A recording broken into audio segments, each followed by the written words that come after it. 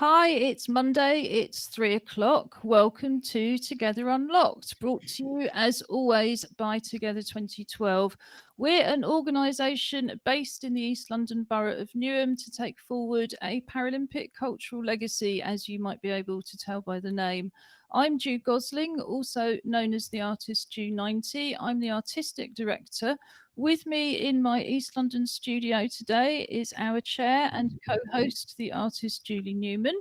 We'll come back to us in London for some audio description in a minute, but first to the other end of our virtual sofa in the West Midlands for some introductions and audio description.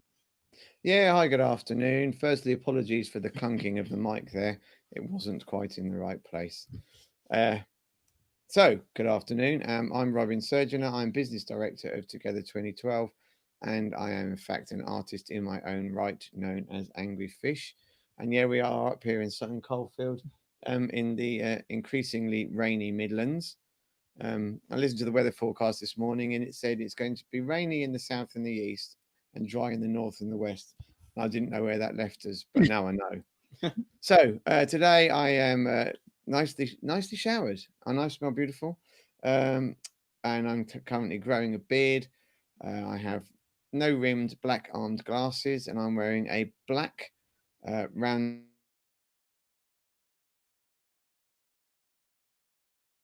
ballot box like that, which is in fact by the very well-known artist Angry Fish. Hi, I'm Josh Surgeonator. I'm also one of the hosts of Together TV, and I am a PhD student. I have long blonde hair that's swept over to one side, and I'm wearing a black t-shirt that has a big circle in the middle that is from the Australian Pink. I'm trying to lean the right way. It has the Australian Pink Floyd t-shirt, so it has 4 Pink Floyd album covers on it, and also large pink kangaroos as well. Wonderful. Thank you, guys. And talking of your t-shirt and your merchandise, if you're a disabled artist or a disability arts organisation or company out there, we would love to have you on the show. Later, and I say that because, of course, with Corona, nothing is certain, we will be relaunching our online marketplace, at which point you will be able to sell as much merchandise as you can shift. At the moment, with coronavirus rates rising all the time, we're not very keen to be encouraging people to go to the post office, but that opportunity will be there. And in the meantime, like I say, if you'd like to come on the show to promote your work or send us a recording, we would love to see it. So I have short tenured red hair in a self-administered corona crop. I've got black plastic glasses, black wrist frames, silver jewelry, and I'm wearing a white t-shirt that's printed in mostly silver grey and with some maroon, with the design of a circuit board.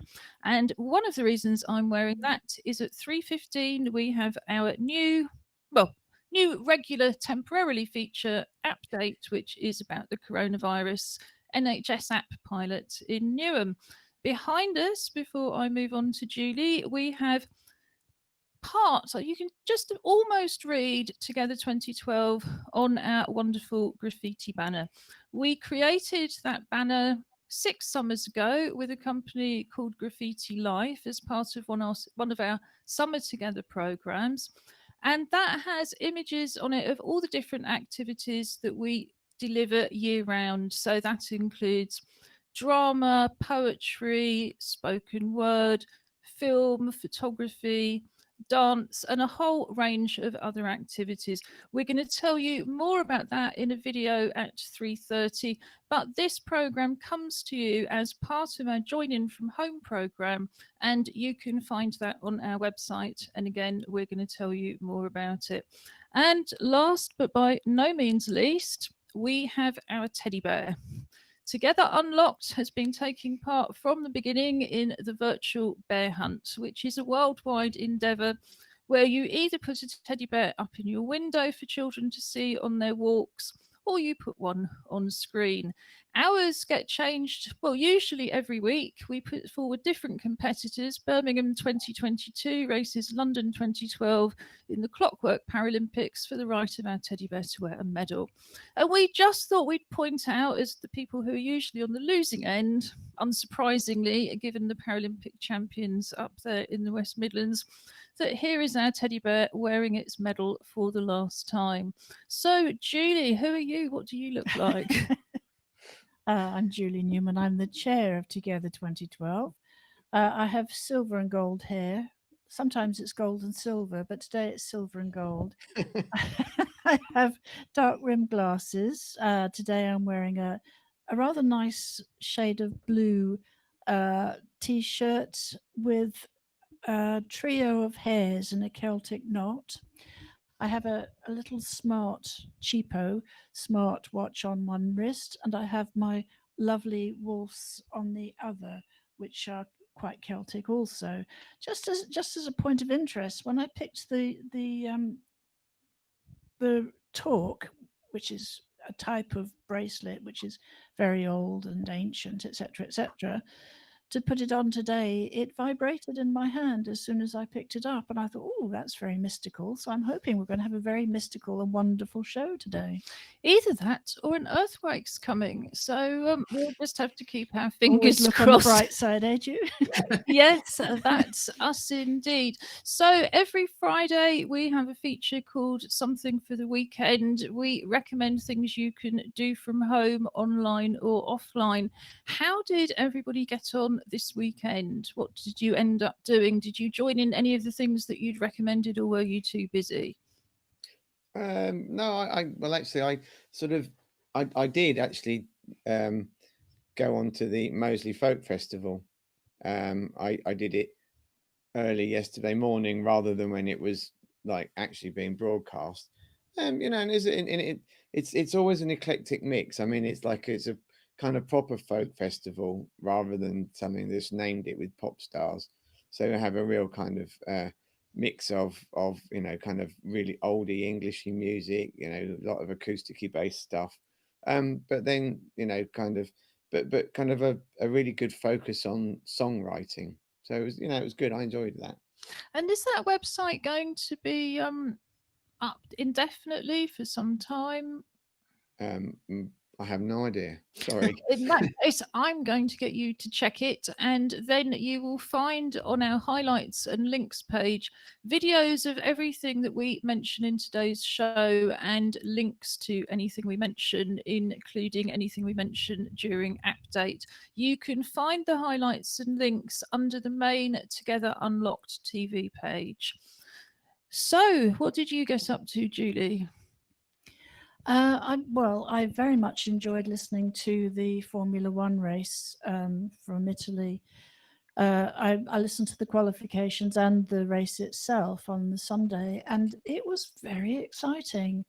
It was won by, well, three outsiders, effectively. The big three just didn't come in because there were various crashes and hold-ups and misjudgments on tyres and errors that had to be penalized and all sorts of things.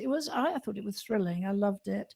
And the other thing I did was I picked up, I downloaded Josh's recommendation of the Photoshop camera, and I've been playing with that over the weekend, and I'm finding it fascinating. Great. Well, I'm going to come back to you about that on the update then. It's interesting, isn't it? We always do a little bit of sport, including on a Wednesday, but it's become the only live theatre there is. We talk about the drama and the theatre and so on of the sport, and also all of the creative jobs that go into things like designing. But yes, I think as well, it is that just kind of, very few kind of new episodes of soaps, very few live TV shows. I'm actually really looking forward to I'm a Celebrity, even though it's going to be indoors. And I'm certainly looking forward to Strictly. On the the second Monday of each month. This is how difficult it is 6 months in. On the second Monday of each month, we would usually run one of our open access photographers and filmmakers clubs. We run clubs usually on a weekday morning in East Ham for anybody who can get there who's disabled and anybody they want to bring with them. It's entirely free, as with everything we do, open access and inclusive. So what we're going to be doing around 3:30 is talking perhaps a bit more about some of the films we've seen over the weekend, filmmaking techniques and everything film-based. And as Julie said, we're going to be talking about photography and art apps coming up in App Date. Do we have any other content we would like to encourage people to think about? Well, what's Josh been up to? Yes. What has Josh been up to the weekend? Yeah, we also watched the Grand Prix. If you want to talk about the theatre of sport, it was very dramatic. Certainly more dramatic than it normally is.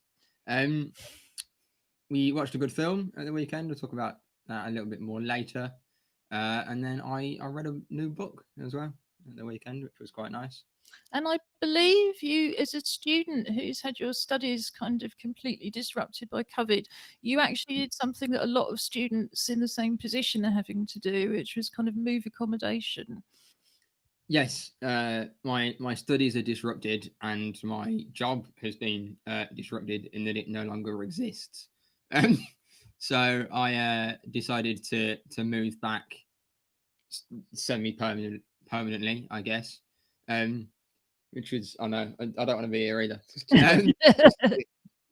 Which was an interesting challenge because I moved out kind of 6 years ago, and I've accumulated a lot of just random stuff. There's lots of things, and I had a 2-bedroom flat, and I now have a bedroom. So it's been an interesting challenge to kind of collapse, and I think had to be quite brutal in throwing out quite a lot of stuff. But yeah, it was.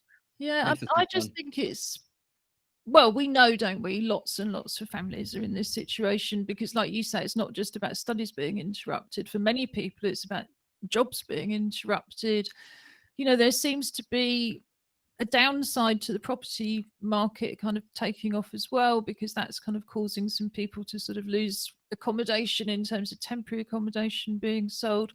I mean, how is it for you as a parent? Of course, we're delighted to have you, Josh, because it just means that we got you continuing to be in the right studio for our show. But of course, we could have done that from Sheffield with you in a different studio. So I don't want to make you feel that it's all about us. Well, I mean, thankfully, we actually get on quite well. I mean, I imagine, like all families who have been thrust together, like going on a rainy holiday, like going on holiday in a caravan and it not stop raining and you're stuck in that kind of space. I mean, whilst our house, I will readily admit, is somewhat larger than a mobile home.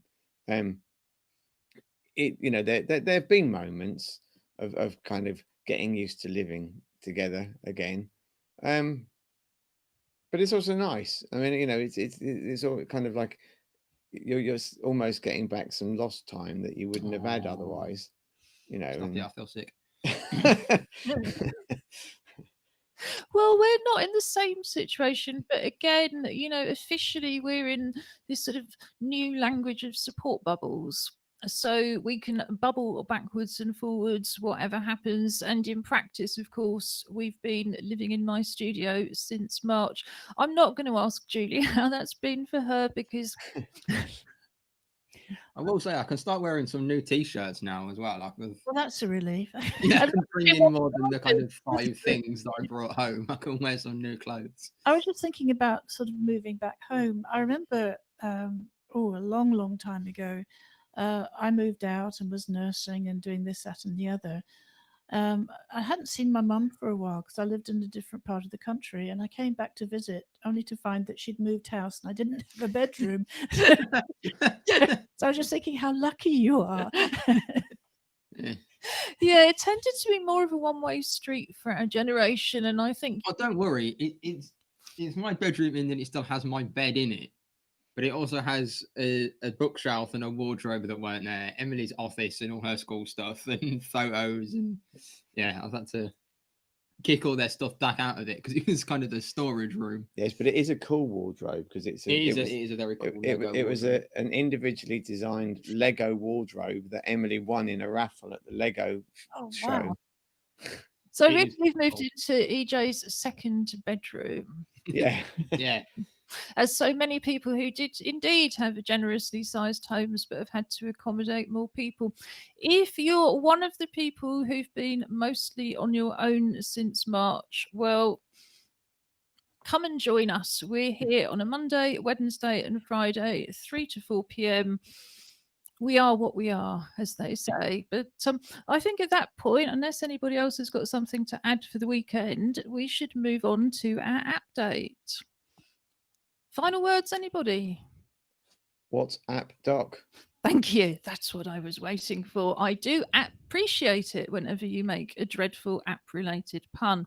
I don't know how much longer we will have an app date running because the Newham pilot of the NHS COVID-19 app was only due to last 2 weeks, but we were never really sure.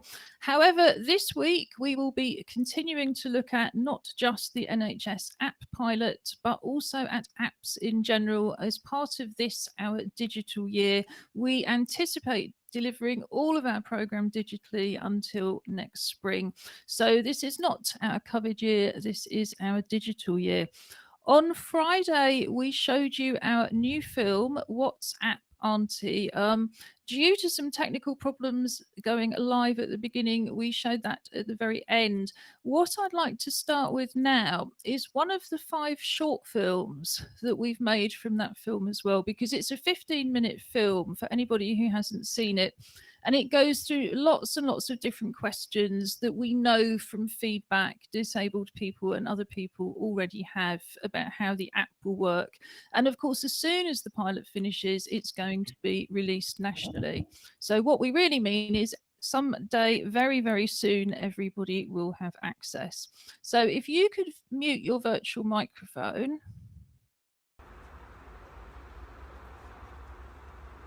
What's up, Auntie?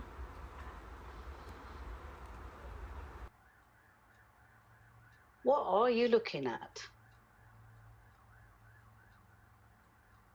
The new NHS COVID-19 app, Auntie. What's that? It's a new way to fight coronavirus using our phones. It'll help everyone to protect each other and save lives. I know that our community would want to use the app. We want to do everything we can to help save lives. But I'm worried the government will believe that our community has a very high rate of infection compared to communities where no one bothers to get tested. Then we might get unfairly locked down. Don't worry, Auntie. It doesn't work like that. The NHS tests a national network of thousands of volunteers regularly. They also measure the percentage of people testing positive, not the numbers. That's how they decide about local infection rates. The more people who take the test, the more accurate the figures are. Testing is critical to fighting the coronavirus and saving lives. We need to make sure that everyone with symptoms gets tested so that we can get back to normal as soon as possible. Will you help me to install the app now, please? Yes, of course, Auntie. Support the app. Support the NHS. Save lives. And that film starred our very own, the wonderful Saira Khan. Saira actually comes from Newham. She lives in a neighbouring borough now. She's an actor and she's also a TV presenter on BSL Zone. So you may already recognise her. Saira, fortunately for us, also produces regular videos for us. And when I finally announce very shortly the lineup for our festival, Saira is going to be appearing at the festival as well. So we were just really, really pleased to have Saira supporting that.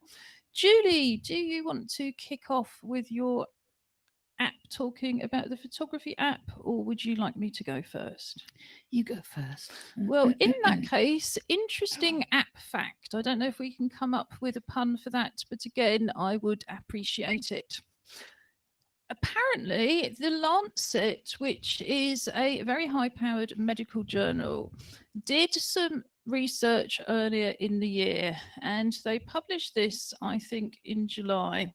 What it shows is how effective the app can be, even if very few people use it. And it's always going to be more effective than test and tracing systems alone. The reasons for that seem quite complicated and quite mathematical. But as even 1 in 20 people start using the app, it will make a significant difference. If we can get that up to 1 in 4, it will make a very significant difference. And I think one of the reasons that's important is, as we know, the media do like to be quite negative. So my guess is that anything other than 100% take up, which would be impossible anyway, because not that many people have got smartphones that are new enough to run it. But actually a low take up would still be really, very, very effective. So everybody who downloads the app is making a difference. And I'm going to try and scroll quickly through and see what that percentage is that makes a critical difference while Julie's coming on to hers. So this app that you're talking about from the Lancet is linked into the app that we've been promoting. Yes, well, basically what it's saying is any app that does that job would have the same effect, because all of these apps work in a very, very similar way. Ultimately, it's very much about looking at who you've been in contact with for more than 15 minutes, who later reports positive for the test. Your phone will keep that record. It will automatically tell you. None of that information is kept centrally. It all stays on your phone. Your phone will also tell you if you visited a venue where there's subsequently been an outbreak. And the reason you have that kind of double security is because you could have touched surfaces that were potentially contaminated without spending 15 minutes standing next to somebody who, or less than 2 meters away from somebody who reported symptoms. So yes, it's any app that works in that way. And pretty much internationally, they all are doing that now, partly because it's the only way you can really get it to run on Apple and Android phones. And I think what they've found in countries like Singapore, where they've tried to do things where they collect central data, is they can only do that by effectively tagging people. And I don't think anybody's going to be signing up for a tagging bracelet in the UK. So even though the trial itself might well come to an end in a couple of weeks, we'll keep on using it. Absolutely, and we'll be continuing to promote it. We're all wheelchair users, we're all on the shielding list, and we'd all like to get back to some kind of post-normal that's an awful lot better than the current normal. And I think very seriously, 3,000 people tested positive on Sunday. That's the highest figure yet since, I think, April. So although nobody thinks the infection rates are anything like as high as April yet, we all have to be very, very careful indeed. Now is not the time to abandon the precautions you've been taking. Now is time to remind yourself what they were and make sure you're still following it. So I've got actually a really important question, because I've just had a message through about, well, we now know of 3 school kids in Birmingham and their classes have all been sent home to isolate for 2 weeks. Are they going to put the track and trace into schools?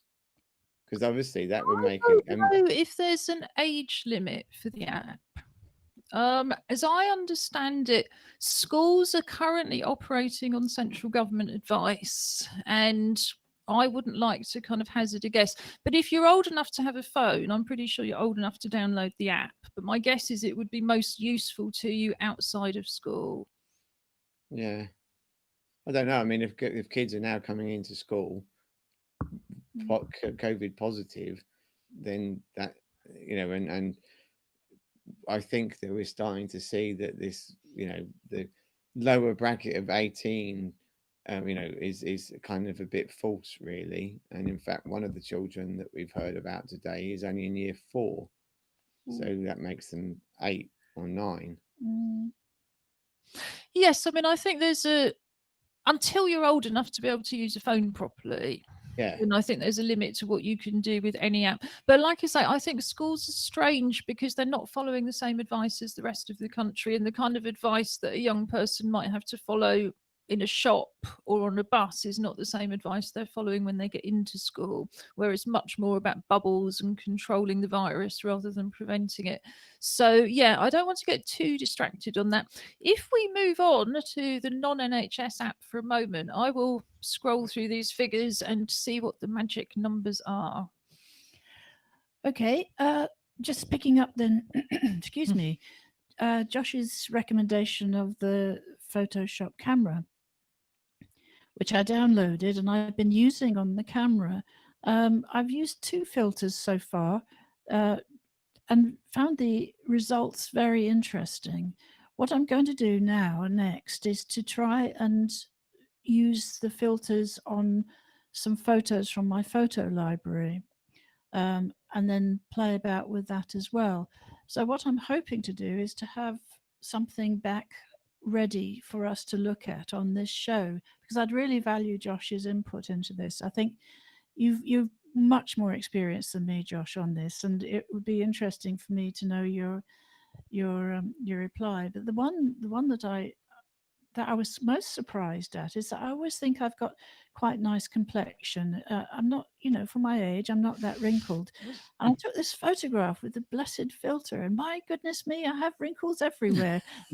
So interesting. And I was green, so that was also interesting. So, excuse me. So I think there's more to discuss with Josh later in the week, if that's appropriate. I saw some survey over the last few days, and the number of people who would consider putting an unfiltered photograph onto social media, this is younger people, was just extraordinary. Almost nobody would consider doing anything without a filter. And yes, I think at 58 and having always worked professionally, kind of including photography in my practice, what I think of as a filter is not something to kind of soften your complexion and remove your wrinkles. It's, fulfilling a very different function. But the green bit sounds interesting as well. Oh, yes, it's very very check-rash. I noticed there's a message from Renee to Josh. Can you see that, Josh? No, because Robin has the yes, screen, it's live. so the chat box is hidden. Let me. Yes, so on the me back live over chat, Renee Wallen is saying, I'm sure my son would agree with Josh's sentiments. He moved home with me during lockdown too! Exclamation mark.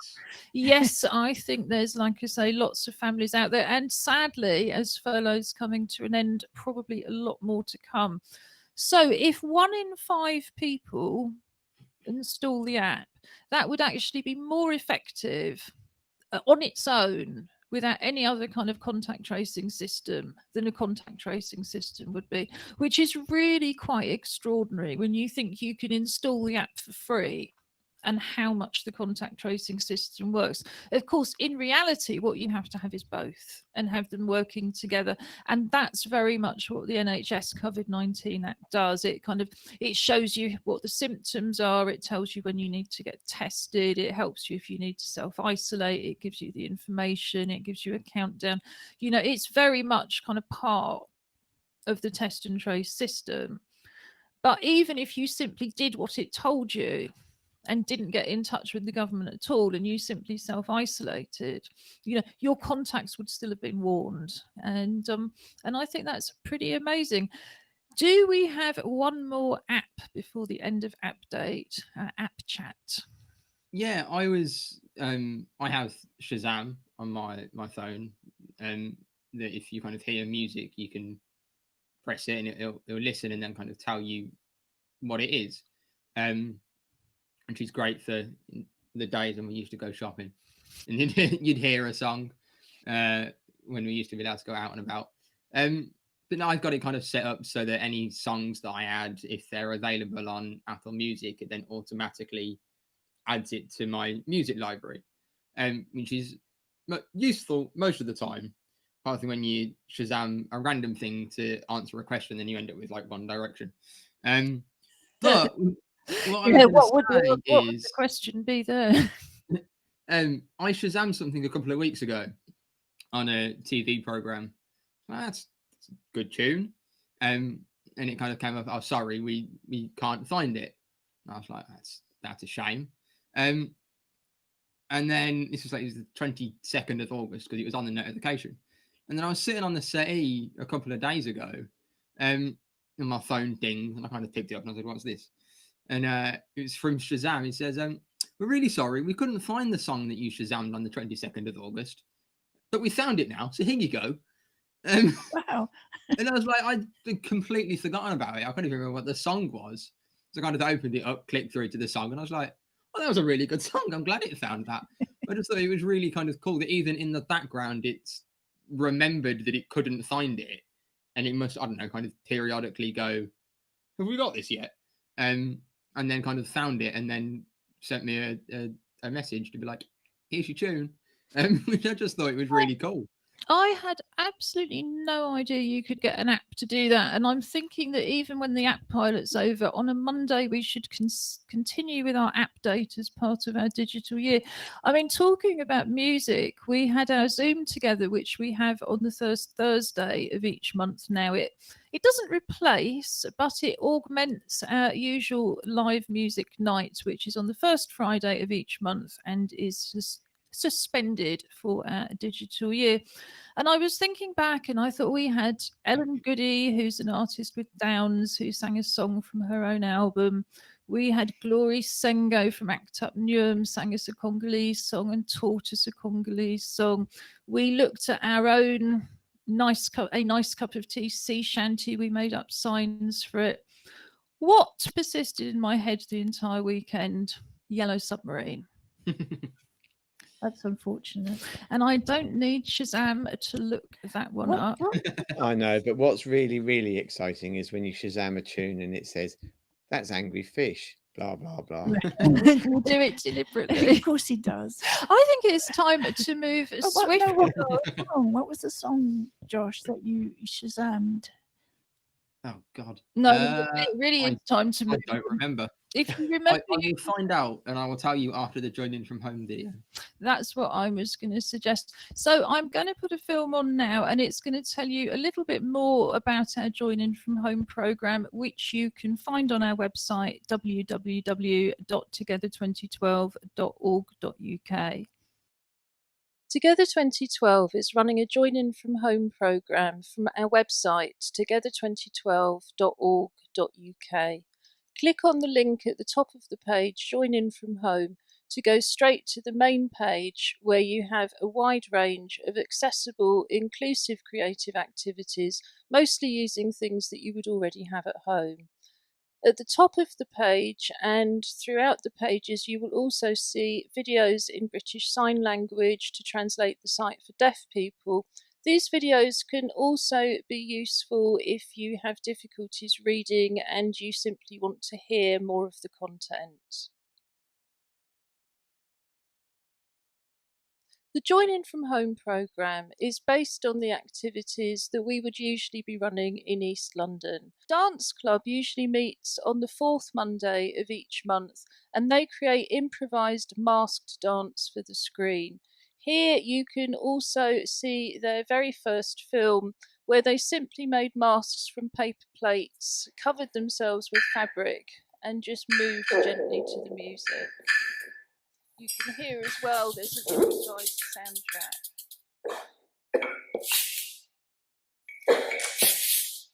So we're suggesting that you make a mask out of anything you can think of. It could be a cardboard box, a paper bag, a paper plate as in here. video yourself dancing in it, and then share the video with us. We will show it on screen, and we will also enter it into the dance programme of our film festival, which we run every December. If you're temporarily or permanently chair-based, there's also a warm-up you can do here created by our associate wheelchair dance company Folk in Motion, and that focuses on relaxing your upper body and improving your breathing. The Photographers and Filmmakers Club usually meets on the second Monday of each month. We're inviting you to make a video at home with the theme of home and share it with us. You can use a phone or a camera, make any kind of film you wish, including drama, documentary, dance, animation, artist films, comedy, and they'll be eligible for a CAT award at our December Film Festival. You can also watch with us from home. In addition to Together 2012 TV with Together Unlocked and other live streams, we have the Together Disability Film Festival highlights. Each year we run the International Together Disability Film Festival in Stratford, bringing together a wide range of films by disabled filmmakers, as well as films about disability issues and disabled people.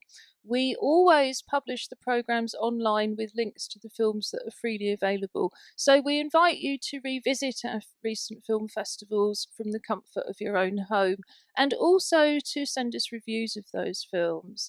And finally, you can sit back, relax, and enjoy videos of past live performances, artist talks, and creative workshops that we've produced in the past here.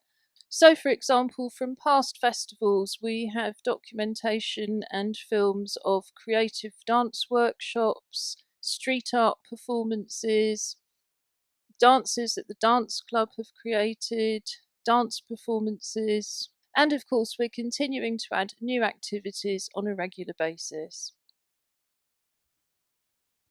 And I'm just going to put up the address again on the bottom of the screen so you can see the website address, www.together2012.org.uk, and also our email address, info@together2012.org.uk. So let's talk a bit more about filmmaking. And I think starting with the What's Up Auntie film, which was made in the course of less than a week with no budget. But I think that's very often what artists do, respond to a need. And the way it worked was I came up with the idea and wrote the script. Saira then videoed it at home and obviously dressed up as two different characters. So she shot them from the different sides of the sofa, just using a single, just having a camera sitting on a tripod. In retrospect, we looked at it and thought, particularly when somebody's signing, because the movement is so great, that we should have pulled the camera back a bit further and digitally zoomed in. But I think that's one of the reasons that I wanted to discuss it, because you always learn. I think Saira is obviously, being the professional star that she is, used to working with the producer and director. So she wasn't so clear about cutaways, which is something that you always teach in Photographers and Filmmakers Club, isn't it, Julie? Do you want to explain what a cutaway is? A cutaway is what can appear to be a random shot of somebody's hand. So as I'm talking, if I wanted to do a cutaway of today's show, I could do a cutaway of me holding the microphone. We could do a cutaway of Ju in close-up. We could do a cutaway of the screen as such. We could do a cutaway of the bear, the triumphant bear sitting behind us, just for random pleasure. But what Triumphant bear. that's the one. But what we've got then is we've got something to use during transitions. And I mean, do you want to say a bit more? Yes, I mean, it's slightly different when you go live. I think partly because the system we're using, in fact, you couldn't do those things. No. And I think even the BBC and ITV's experience with what's known as the open broadcasting system would say, no, these things are not possible in the same way that they would be in a studio. But if you're shooting something that you're going to edit, then absolutely it's covering, it's like, it's the camera cuts away to pretend that you're still using the same shot, but in fact you're not. In Saira's case, and again, if you're a BSL user, if you're a deaf artist, hands are not a good cutaway because of course you're telling everything you're communicating is coming through your hands.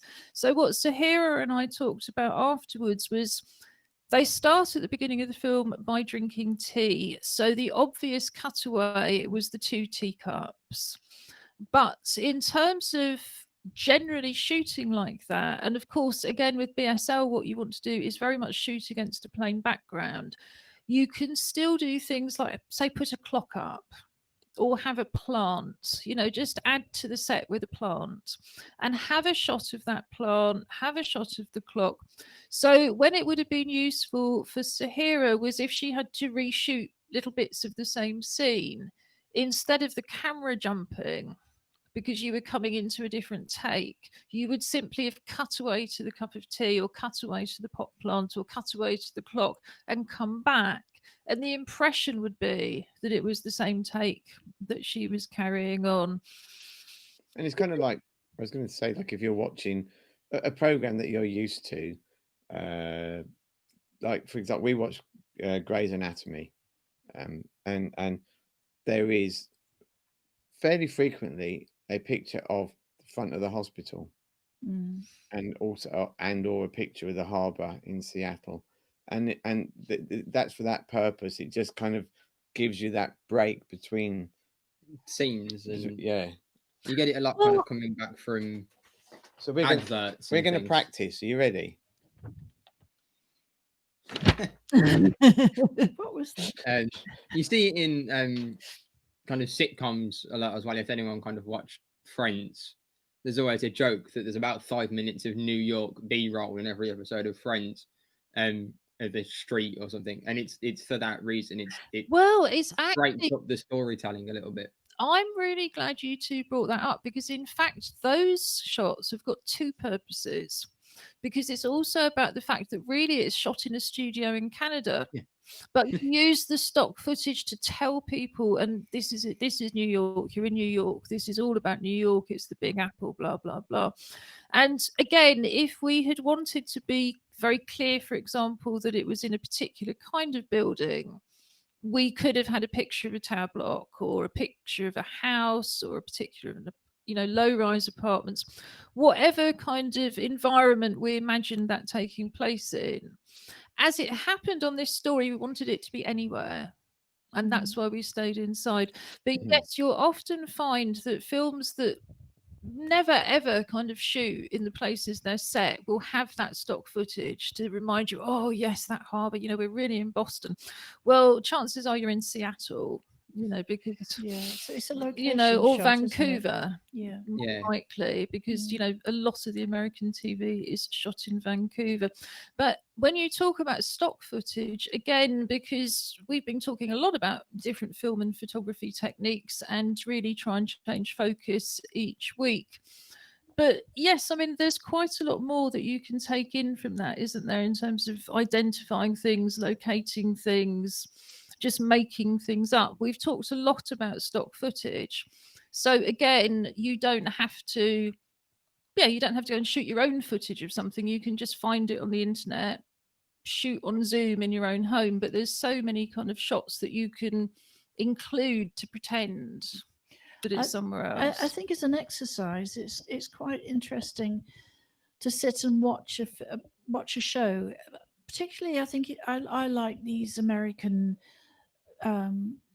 detective-y, crimey things, like NCIS and those. And NCIS New Orleans is largely shot in a studio, but it's got wonderful location shots that are actually taking place in New Orleans. But Bones is another one, and that's actually shot completely on the West Coast. But they do use locating shots of Washington, D.C., which was where it's supposed to be happening. Yeah. And, things like that. I think your point is a really good one about Friends, for example. Just check when you suddenly get a random shot of somewhere where you're supposed to be or something that's happening, what happens afterwards. And it'll be very, very interesting, I think, to see how many cuts and transitions there are that way. I mean, if we come back to our Join In From Home programme and our competition to make films on the theme of home, it really is whether you're going to do a documentary, a drama, a comedy, even an animation. Think of those kind of shots. If you're shooting a film in your own home, there's going to be lots and lots of things that you can shoot as cutaways. So what was this piece of paper that was whizzing across the screen earlier? Oh, sorry, that happened. It just happens to be a certificate from the Barcelona Paralympics. There you go. It just happened to be to hand rather than Oh, so that's any. not cutaway. Yeah. Unfortunately, what it is the internet is running so slowly that I'm sure your picture is being beamed beautifully from our OBS platform, Be Live, into the internet, but it's a little bit more blocky in East London where we're looking. So all we could really see was a piece of paper. But yes, if you happen, like Robin, to have multiple gold medals, I would definitely be one of those people, I think, who might go tum tum tum, or at least I would if I was a man and had that amount of confidence. I think it's really interesting going back to when we're talking about kind of, having location shots and things in the background, of when you're not really there. We talked about it earlier in many months ago, watching The Mandalorian, which is a Star Wars TV show. And the thing that amazed me about that program, and I knew it going in, and I tried to see it and I just couldn't, is that unless the kind of object or prop is in the foreground and a character is physically leaning on it or picking it up, pretty much everything else is a screen.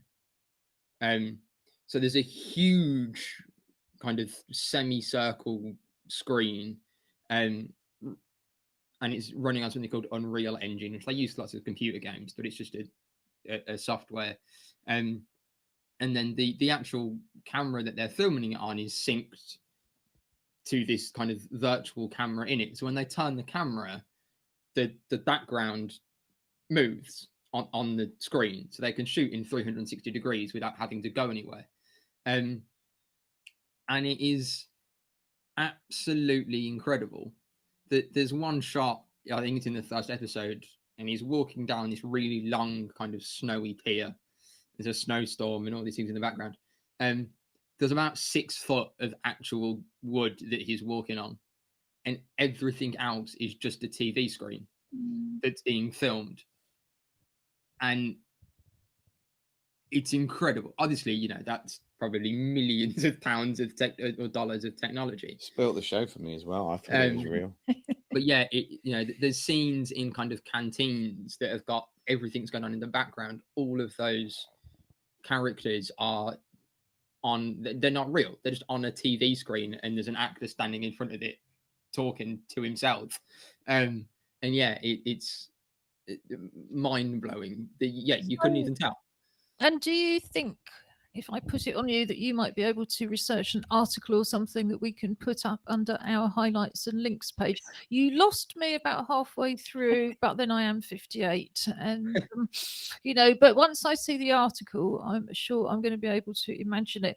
And of course, at the moment, from what I read, people are having to come up with all sorts of techniques for filming and cheating. I mean, all sorts of story, all storytelling on film, if you like, is making it up. It's the kind of, even documentaries and news reporting, you're showing a kind of semblance of reality, but you're not showing one unedited take. You're choosing which questions, which points, you're cutting people off in mid-sentence because you're editing what they're saying. You know, it's all about kind of edit.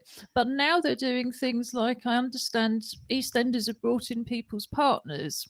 So in the kissing scene, they're kissing their partner, and then they substitute the other actor.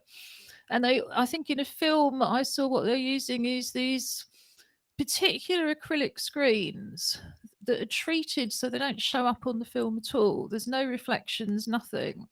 And again, people are interacting either side of these screens. And the image on screen is that they're in exactly the same place with no barriers.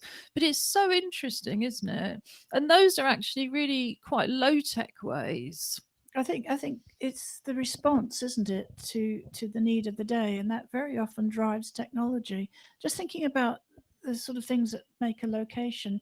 Midsummer Murders, which went on for years and years and years and years, used to have in the old Barnaby days a sound effect which they used regularly to denote it being in the country and usually in a posh house, and that was of a peacock squawking.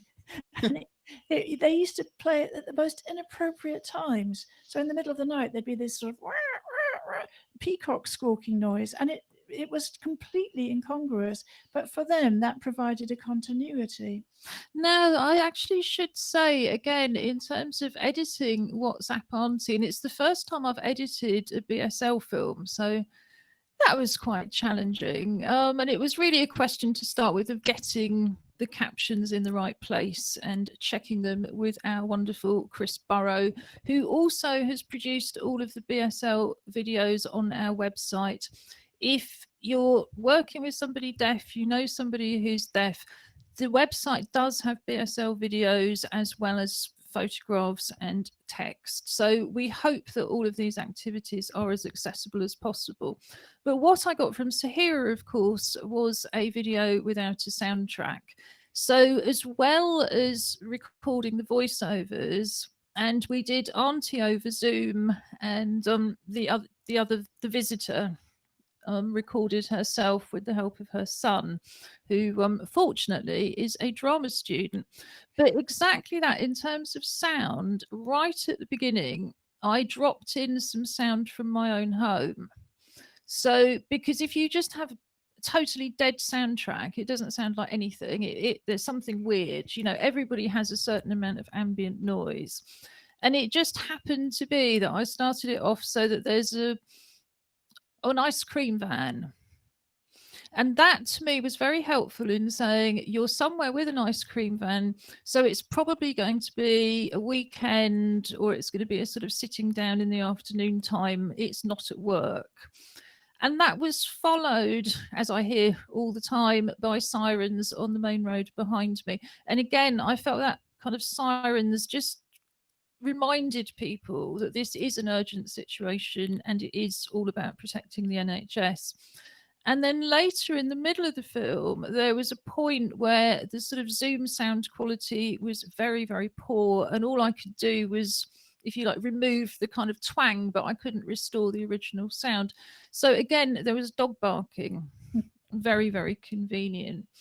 And on top of that, in order to give some additional guidance for people who were visually impaired, I got soundtracks of Teacup. I went onto the sound libraries that we've talked about before, where you can get free sound samples, and downloaded the sound of people putting their cups down, so that when the characters reach out and put their cups down at the beginning of the video, you hear the cup going down. You don't just see the cup going down.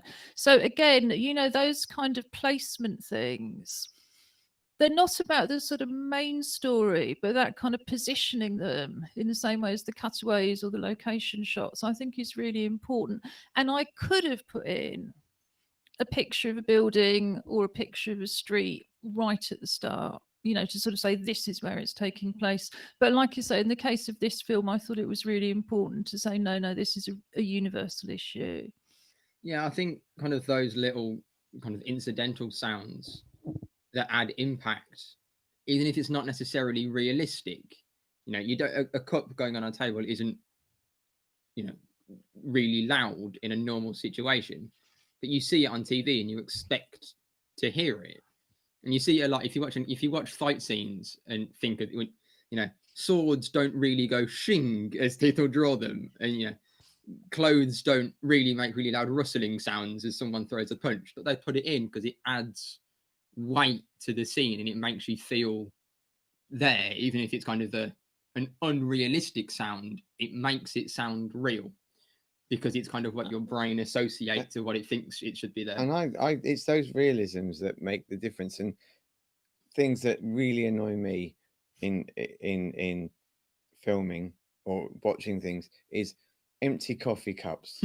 You know, when they they pick up the cup from the you know, whatever the coffee shop is, and there's clearly no weight nothing in it. And it's like, Yeah. well, couldn't they just put water in it? It just you know, or a suitcase that clearly has absolutely nothing in it, and you can see it, and you just think, well, they could have put, you know, some pants in it or something. Something, yeah. And I think it's, if it is the norm, it certainly didn't used to be. If I kind of cast my mind back to the 70s and sort of being in a seaside town in Essex and doing, you know, learning stage management skills at both the summer theatre and the amateur theatre that took over in the winter, you went to so much trouble. You know, you had the different colors of water for different drinks, and you know, of course, you would have the weight in the suitcase. You know, you would have the cold tea that's supposed to be beer, and you know, all the different kind of horrors that you might kind of inflict on the actors.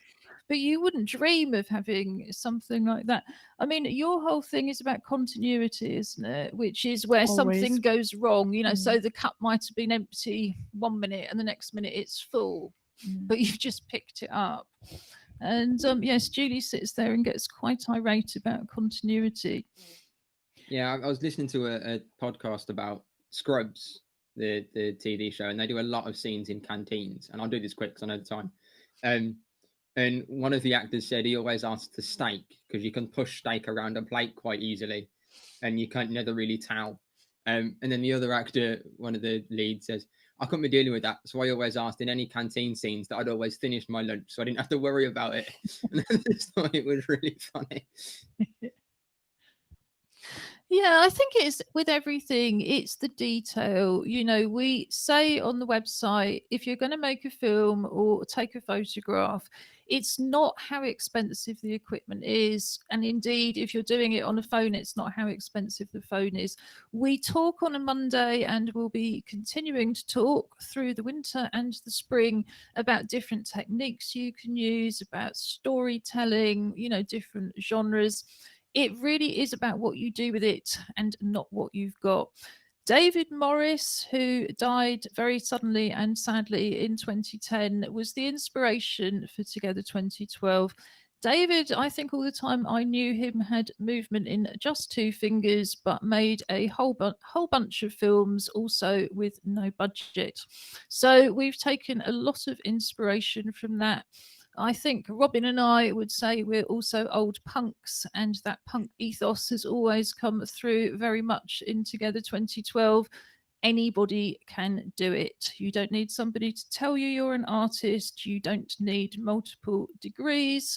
You simply need to get on with it. We hope we've given you lots of ideas for places you can start, or indeed things you can do if you're already an experienced artist, whether that's somebody who's a community artist, an aspiring professional, a semi-professional, or a professional. Our clubs program brings everybody together, and we hope our online program is bringing people together as well. On Wednesday, we have our usual lineup for you. We have Update. We have Clockwork Paralimpics, when we will be putting forward a new teddy bear for the title of this week's Clockwork Paralympic champion. We will have Josh with his reports on gaming and virtual sport. And by no means least, but last, we have Pop-Up Poetry. The Together Pop-Up Poetry Club now meets by telephone every Wednesday morning to write poems, and we feature them on Wednesday's show. If you would like to join in from home, what's this week's theme, Julie? Colour and texture. colour and texture. So send your poems to info or TV at together2012.org.uk, or better still, record yourself on video and send us the video. We would love to hear your poems, whatever the subject, but I'd just like to flag up, as we will tell you more about on Wednesday, that we also have a competition for poems on the theme of Together. We will be publishing those as part of an anthology, and everybody will get a copy of the hardback book. So please do send us those poems as well. Do you have any final words for us from the West Midlands? Goodbye. Yeah, have a lovely couple of days, and do get creative. Think about colour and texture, and if you have got, half an hour over the next day and a half to put some thoughts together, we'd love to hear them. Absolutely. And thank you all for listening. We hope to see you at 3:00 on Wednesday and, of course, on Friday. Final words from our chair? Goodbye, and thank you for being with us today.